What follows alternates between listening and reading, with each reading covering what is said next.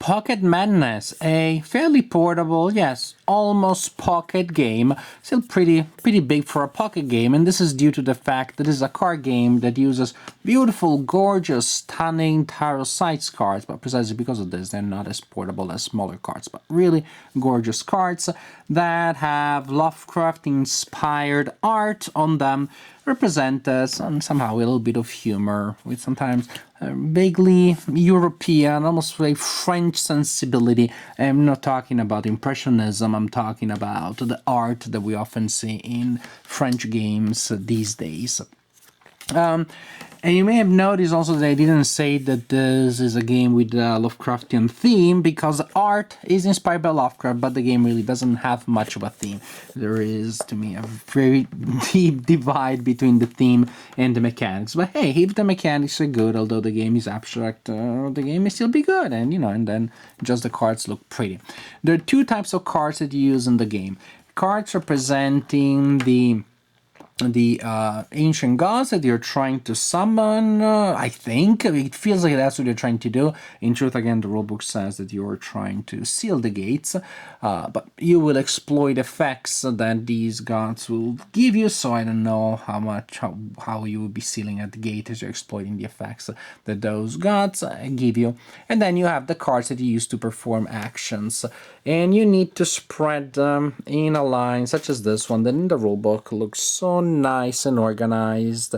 It allows you to see every card, the value of every card, and which cards are face down and which ones are face up. In truth, in reality, very often you have a little packets of cards, you'll need to move them around a little bit as you get to those cards to see what they are and to see which cards are face up and which cards are face down. Yes, because first you need to take the deck of cards and you shuffle them all together, then you take 17 of them and you turn them face up, or face down, and the main deck is face up, whichever. One part of the deck will be in one direction and 17 cards in the other direction. You shuffle them together and then you spread the cards in a single line so that theoretically they're all visible, and 17 of them are face down and all the other ones are face up, and you can see the numerical value. The cards have numerical values between 6 and 12. So there are 7 different types of cards for 7 different types of Elder Ones. What happens? You start with a hand of cards, and then each turn you must do one of 3 things. It may also be that you will have an optional action. That is, if you control one of these cards and you decide to use it, you can use its effect and then you put it back there from your play area where it was, back to there. But what are the actions that are available? Well, one is to get cards from the spread here. Although many cards are visible, you always start from the leftmost side and you can only draw from left to right without skipping cards. So all that this does is simply to give you limited knowledge of what cards will be available next.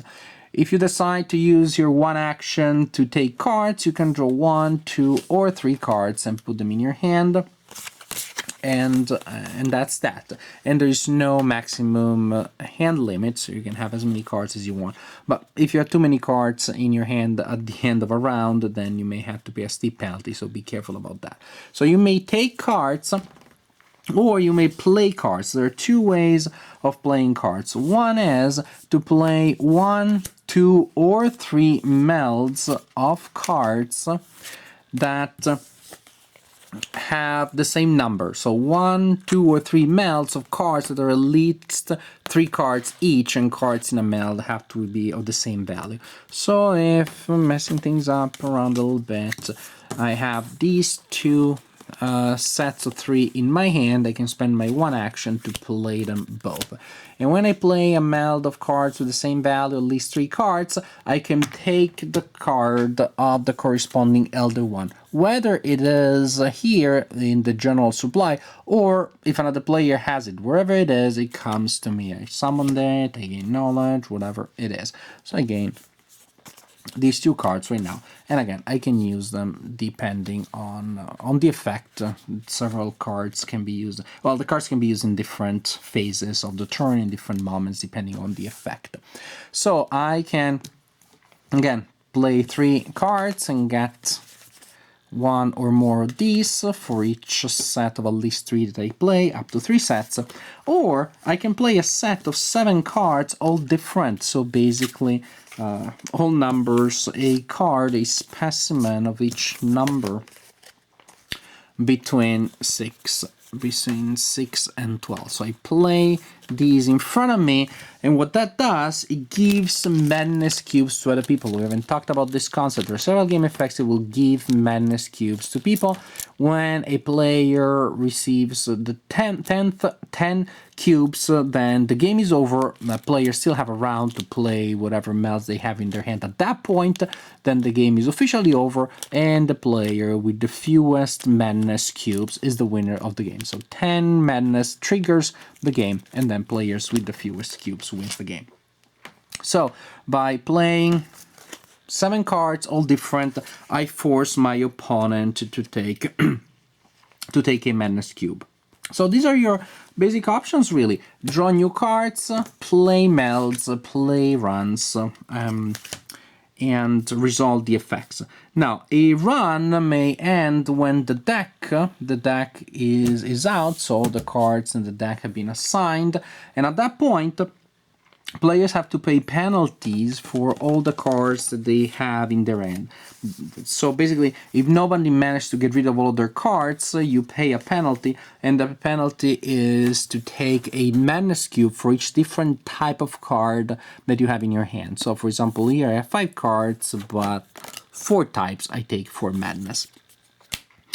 If a player does manage to play all of their cards, then the round ends before the deck is over, before the deck has run out, and that player manages to discard half of their madness tokens, rounded up, which is pretty sweet, and all of the opponents take 1 madness token. So you're messing things up, and if you can play a run or 2, it's great because you give players more madness, but the best way for you to avoid madness and to give madness to other players is to get rid of all of your cards. If that doesn't happen, you see that the deck is running out, at least try to have as few different types of cards in your hand before the end of the round. And so this way maybe you won't get much madness and the opponents will get a lot, and that also may help you win. So this, in essence, is Pocket Madness. Very simple, very basic idea. No theme. To me, there is really little to no theme, but I still appreciate the fact that while the game feels very abstract, I'm still looking at art that reminds me of things that I like very much: Cthulhian horror, Lovecraftian fiction, and so on and so forth. Mechanically, no, I should say procedurally, it's a little annoying to set up the game because these cards are large and nice, but they don't shuffle all that easily, not all that well. And you have to first shuffle the deck very well. And if it's at the end of a round, there will be a lot of melts on before. So you need to make sure that you really shuffle them well so that you break the packages, you make the previous melts that will hang on to a discard pile. So you shuffle very well, then you extract 17 cards, you turn them the other way, and then again you shuffle them very well because you don't want all the face-down cards to end up on one side or on the another side. You don't have big clumps of face-down cards because it's more interesting this way. So setting up each run is a bit of a pain in the neck, but not to the point of leading you to Lovecraftian insanity. There is that advantage there. Once you get past that, the game is pretty fun. It's pretty good. I played it with my 6-year-old daughter Amelia, and she enjoys it. It's not too difficult for her. Actually, she's a fan of Cthulhu. No, she doesn't get the idea that Cthulhu is evil, and Cthulhu is not evil. That's a misconception. But she doesn't get the point that in any case it is a force that destroys lives and leads to madness. No, Cthulhu is like a cute big puppy for her, and she loves the idea of recruiting Cthulhu's help. In fact, she's having some trouble playing Pandemic Reign of Cthulhu, in which Cthulhu is the bad guy. She's really annoyed by that idea. So here she likes the idea that she thinks that she is asking for help from her friend Cthulhu and from other big cute monsters. And the fact that they are this pretty cute makes them cute, that helps. But apart from the fact that my daughter has this strange psychological relationship with the Cthulhu myths, and the fact that this game works very well because that reinforces her delusion of a benign nature of these monsters. The game works well. The game is simple, but it has a couple of interesting choices. You, of course, are pushing your luck because you may get a lot of cards in your hand because you really want to get to a certain card. It is just 3 cards away, but that, especially if they're face-down cards, may get you stuck with cards that may be dangerous if you cannot get rid of them and the round gets until the end of the deck. There are ways of manipulating things that that can be interesting, like you saw that the opponent has taken 2 of these guys, and now you do 2 11s, and you don't want the opponent to get another 11, so you maybe run through the deck. You get 3 cards so you can get them, or maybe you pass, for example, that 11, say that 11 is 4 cards away. My opponent just took these, so I know that the opponent wants that one that is 4 cards away, and now if I take even just 1 card, the opponent will be able. So maybe I will take just 1 card to make sure that if the opponent achieves their objective, at least they are selling themselves with more cards. Or maybe I use a game effect such as passing, then my opponent will not be able to get in next turn to get close enough, and the opponent will take 1 or 3 cards, and then I'll be able, whatever the opponent does, I'll be able to grab that from them. But then if that card doesn't help me at all, then of course another difficult decision. So there are just different ways of manipulating the order in which players, not the order in which players will go, but what players will be able to get from the deck. That rewards paying attention to what happens, to what everybody has in their hand, trying to figure out what they have in their hand and what they're trying to achieve. So there is not direct confrontation, all that much, although some of these effects have direct effects, but it is more about pursuing your objectives and trying to worsen the possibilities on the table for other players without getting too far from what you're trying to achieve. Because if you take too big of a detour and you get your hand full of cards that you took just because you didn't want anybody else to have them, then you're still in trouble if the round gets until the end of the deck.